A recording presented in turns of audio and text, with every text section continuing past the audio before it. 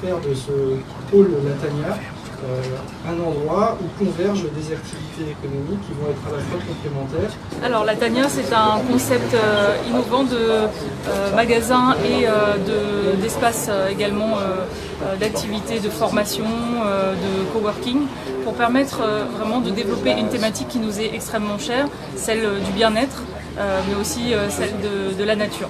Pourquoi? Parce que les possessionnés sont extrêmement en demande de ces thématiques-là. On a une ville qui a un grenier agricole dans les Hauts. On a des citoyens qui sont soucieux de leur santé, de celle de leurs enfants, qui recherchent une alimentation saine, de proximité. Et donc pour répondre à cette thématique-là, on a conçu Latania, pour permettre à la fois des commerces, et donc de venir faire ses courses, mais aussi de l'emploi, pour permettre aux possessionnés de ne plus avoir forcément à sortir de leur ville pour faire leurs emplettes ou pour aller travailler. En fait, l'écoquartier Cœur de Ville et le projet de la ZAC Moulin-Joly, dont Latania fait partie, sont complémentaires. C'est-à-dire qu'on ne peut pas imaginer faire des choses qui soient complètement à l'opposé quand on a une ligne directrice commune. Donc Latania va venir en complémentarité de ce qui se fera sur l'écoquartier, mais avec une volonté d'ouverture plus grande. Pourquoi? Parce que l'emplacement de Latania entre l'ancienne RN1 et l'avenue de la Palestine, donc l'avenue principale de Moulin-Joly, le place vraiment en direct de la 4 voies, à moins de 5 minutes. Et donc va permettre à des personnes qui habitent peut-être le port, même jusqu'à Saint-Paul, de venir plus facilement sur cet espace quand l'écoquartier de Cœur de Ville va lui avoir une vocation, on va dire, plus à l'échelle de la commune de la Possession, uniquement en termes de chalandise. La cible, ça va vraiment être autour des commerces.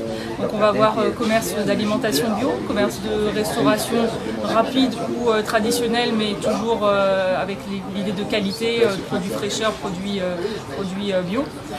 On va aussi avoir des cours de cuisine pour particuliers comme pour professionnels de la restauration, du vente de matériel de cuisine, mais aussi plus en amont de vente de matériel, de petits matériels de jardinage pour ceux qui ont envie de produire eux-mêmes leurs légumes dans la cour.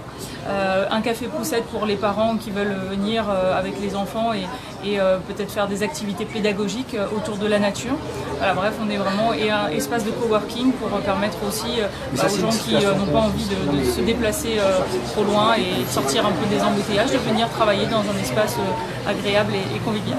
Alors, des travaux sont prévus sur la zone en termes d'accessibilité, des tournes à gauche, des tournes à droite, des flux intelligents pour permettre vraiment que le flux de circulation puisse s'écouler plus facilement entre la Possession et le port. Ça, on va dire que c'est à court terme. À moyen terme, c'est aussi le transport en commun en site propre qui est prévu d'ici 5 à 10 ans sur la zone, qui commence sur Cœur de Ville et qui viendra jusqu'ici dans cette échéance-là. Et à plus long terme, c'est du transport innovant, transport aérien personnalisé. En gros, des sortes de voitures autonomes suspendues de 6 places qui vont permettre aux personnes de se déplacer sur le cœur d'agglomération qui est l'éco-cité, donc qui va de Cœur de Ville de la Possession, passant par Moulin-Joly, tout le centre-ville du port et celui de Saint-Paul. Toutes ces différentes phases vont permettre d'absorber effectivement les flux de circulation importants, mais aussi, et il faut être clair là-dessus, transformer le mode de déplacement et sortir les gens de leur voiture pour passer à des modes de déplacement, soit plus actifs, pied, vélo, ou alors transport en commun ou transport innovant. Oui, le TCO intervient parce qu'il a la compétence du développement économique, et donc là on est en plein dedans. Il intervient aussi sur la question des déplacements qui est sa compétence, et donc c'est un travail de partenariat.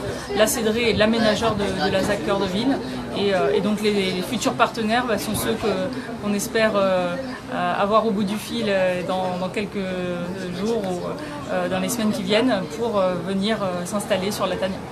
En fait, la CEDRE conduit pour le compte de la commune de la Possession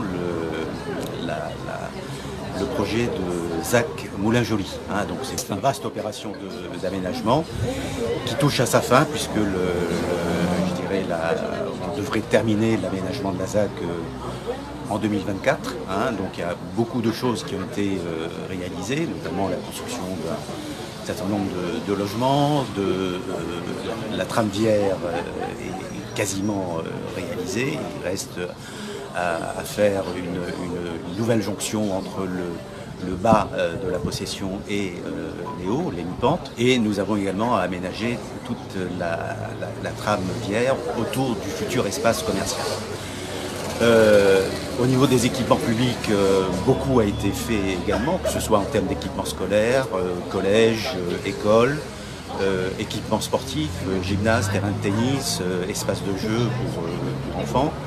Nous sommes en train d'aménager actuellement les berges de la rivière Balthazar et c'est l'amorce de l'aménagement d'un plus vaste projet de parc urbain sur le secteur.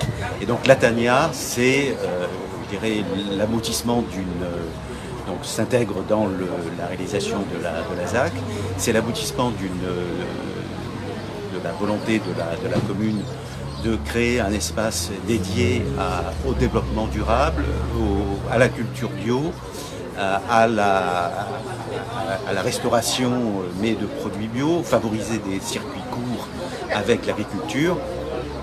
Et c'est vraiment ce concept que nous souhaitons développer en lien, non pas, nous au niveau de la CETRE, aucune compétence en la matière, mais en lien avec les acteurs économiques avec qui nous allons traiter pour faire de ce projet une réalité.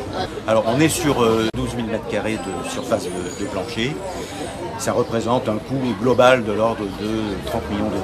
Alors nous avons déjà identifié un certain nombre de porteurs de projets, d'acteurs économiques susceptibles d'investir dans cette opération. Ces porteurs de projets, donc, nous sommes actuellement en relation avec eux pour travailler avec eux sur la conception même du produit, parce qu'on ne souhaite pas réaliser une opération dans laquelle nous allons je dirais demander à des acteurs de venir s'implanter s'il n'y a pas au départ une conception, je dirais une co-construction avec eux. C'est vraiment ce travail que l'on réalise actuellement. Ce que l'on espère, c'est contractualiser d'ici la fin de l'année, peut-être pas pour la totalité du programme, parce que 12 000 m² c'est quand même très important, mais au moins commencer par, je dirais de manière phasée, avec les acteurs qui seraient le plus, je dirais, aptes à commencer rapidement et ce qui constituerait aussi un effet d'entraînement pour d'autres opérateurs économiques. Alors la pose de la première pierre, ça ne sera pas avant fin 2020, puisque nous nous donnons comme objectif de contractualiser avec ces opérateurs économiques au plus tard à la fin de cette année, de déposer un permis de construire donc dans la même temporalité pour démarrer l'opération sur un plan opérationnel à la fin de l'année 2020. Voilà, donc en conclusion, vous voyez un projet innovant et en même temps, moi j'aime bien ce paradoxe de innovation d'un côté mais retour aux sources finalement.